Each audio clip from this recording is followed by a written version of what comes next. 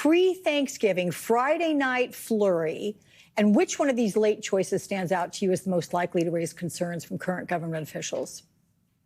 Yeah, well, I'd love to come by and see you too, Alex. That's always, that would be a great flight. Be fun. Yeah, this is an interesting mix, right? Because it's a handful of people all at once, Zoom, right? And he's done it earlier. He's done this cabinet selection earlier than any president that I can recall, and I've been covering this since the 90s.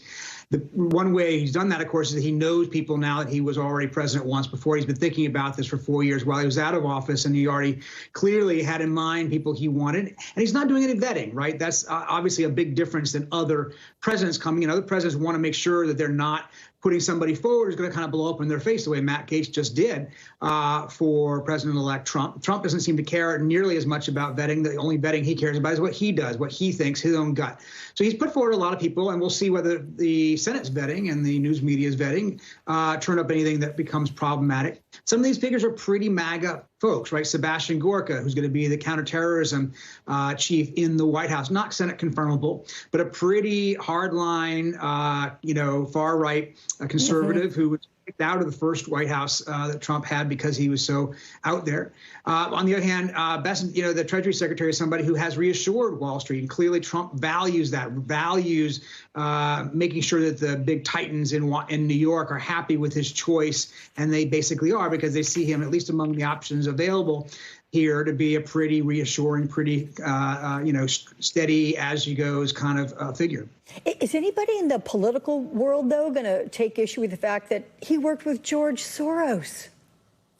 Yeah, that's really interesting, right? Soros is the bête noire of the far right, and Trump in particular. They demonize him, they vilify him. Any connection to Soros is usually used as a weapon, right? That's what they did with Alvin Bragg, because some organization that Soros had contributed to had also contributed to Bragg. Suddenly that meant that Bragg was Soros's handpicked prosecutor, which of course is silly.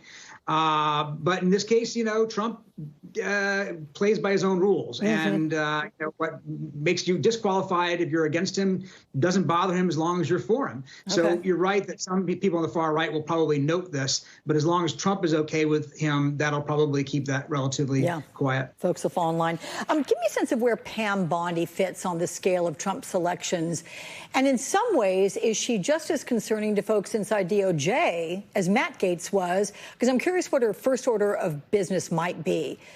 And reminding viewers, this is supposed to be a politically neutral position. Yeah. Well, look, obviously, I don't think anybody concerned people in the Justice Department more than Matt Gaetz. He was so far out there in their view that he was seen as a time bomb that would have gone off the minute he got in there. But Bondi, you're right. She is a partisan. She is a loyalist to Trump. She may not be as flamboyant as Matt Gaetz, but she holds some of the same views about the Justice Department and how it should be used. She has more experience than Gaetz does. She was an attorney general of Florida. Gaetz really never has been much of a lawyer, certainly wasn't a prosecutor. So she brings a little bit more legal experience to the table, obviously.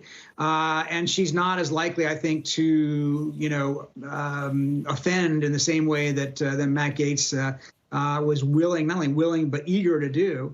But she, again, yeah, you're right. She's going to look at the Justice Department very askance, very much from a Trumpian point of view, viewing it as, a department that needs to be, deconstructed in a lot of ways and reformulated to be an arm of Trump's White House. I'm looking at your new article in which you call this election the landslide that wasn't. So why are Trump and his allies exaggerating his narrow victory? And what are we learning as all the final votes are being tallied?